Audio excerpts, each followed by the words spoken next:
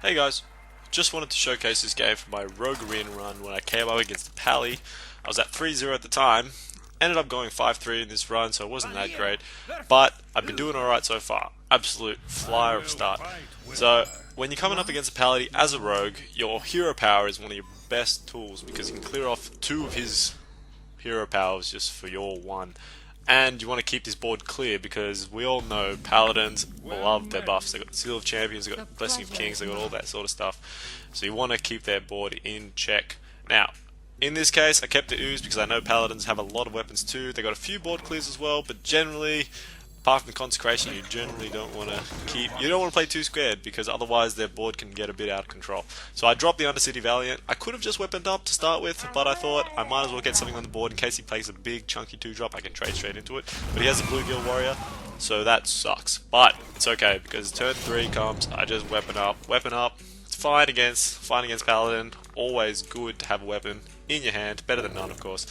So he plays the Jungle Panther on turn 3. Now that's a big pain in my ass because I can't do anything to that thing because it's in stealth. But it's fine. I have a nice 4-drop which can't kill it immediately. 4 damage to my 5 health on the Dragonkin Sorcerer. So his turn 4 is a very interesting one because he coins out the Silver Hand Knight, which it's really strange because, especially since he doesn't attack, I can trade straight into it with my Dragonkin and my weapon, and basically have the same board that I had before. So that's exactly what I do. I trade straight in. I was probably thinking about maybe playing the Spider Tank along with the Sun Fury Protector, so I can have a slightly bigger board, I guess, than what I do have with just playing the Fen Creeper. But I think the Fen Creeper is fine because it trades with what's on the board. Maybe it wasn't the best play actually, because if he trades equally then I don't have the advantage because he has a weapon in hand plus he gets to play whatever he was playing plus an extra 2-drop into my nothing, which is what ends up happening. But he gets the lucky 50-50 onto the Panther to keep it alive, which is a little bit of a bummer, but as you can see he doesn't have an extra 2-drop to increase his tempo. But just like him, I don't have a great turn 6 either. But drop the Ooze, drop the Sun Fury Protector, weapon up.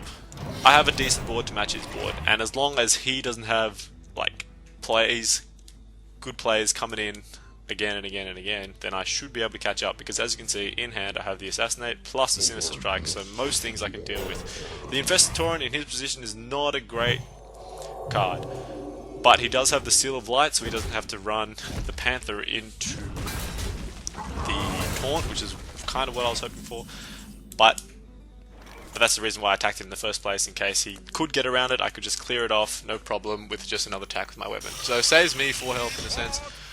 Now, my turn 7, don't have any good cards, but he hasn't been playing very well either. He hasn't had many good cards in hand, so I just dropped the 2 3s, my Lights Champion and Spider Shank, into his Infested Tauren and the dude. And I have a new weapon as well, untouched.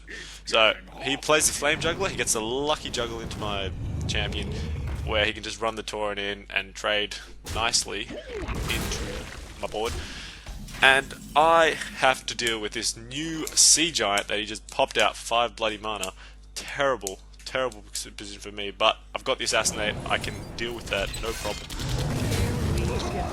So I do try to Spider Tank into the Flame Juggler and then weapon up once more so I can keep that weapon nice and fresh. Always keep your weapon fresh if you can. Nice and shiny, everyone likes shiny weapons, as opposed to that ugly one you get when the durability's going down. It's not nice at all. Now, unbeknownst to this guy, that Wind Fury Harpy is absolutely what I wanted to see. I wanted to see something with 5 health that I could kill off instantly that absolutely messed up his turn, which is boom, what I do, bang, play the Sky Golem, which is a nice card that I got off the top there. Otherwise I would have had to play the Tomb Pillager, probably weapon up again, because I want to keep the Ooze in hand just in case he does have another weapon, probably something like a True Silver, could be a massive pain in the ass. Now, he has the Psychotron, that's his answer to my Sky Golem, plus the Giblin Stalker, and then another dude. So, I'm starting to think this guy doesn't have much left in his hand, because last couple of turns he's just been playing average cards. So, trade trade into the Plactron, drop the Tomb Pillager, weapon up again. I wanted to keep the Cult Master and Ooze for the same reason as before, but I kept the Cult Master in hand because it trades 1-for-1 into the Given Stock and I don't get any value out of it. There's no point playing it.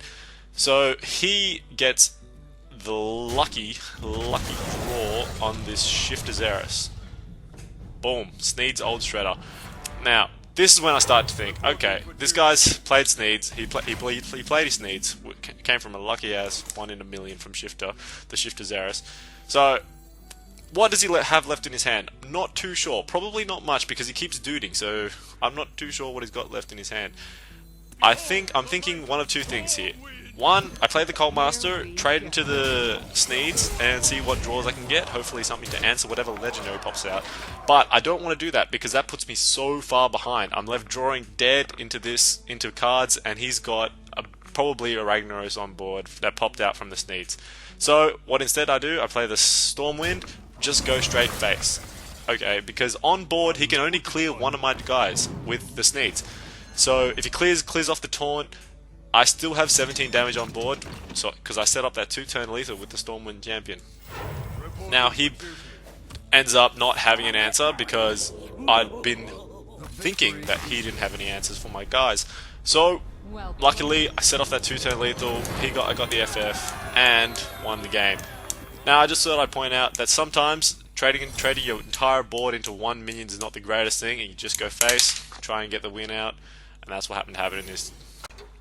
Now, like I said, I ended up getting 5 wins, but crazily enough, as you're about to see from the rewards, 1 bag gold and 2 packs. So that's pretty cool. Even though I only got 5, didn't quite get the refund on my arena money, which you get at 7 wins. Got 2 packs. Both of them were pretty trash anyway, so it didn't really matter too much. But anyway, happy with 2 packs, especially since I'm free to play anyway. So had a great time. Anyway, thanks for watching, guys. And I'll see you later.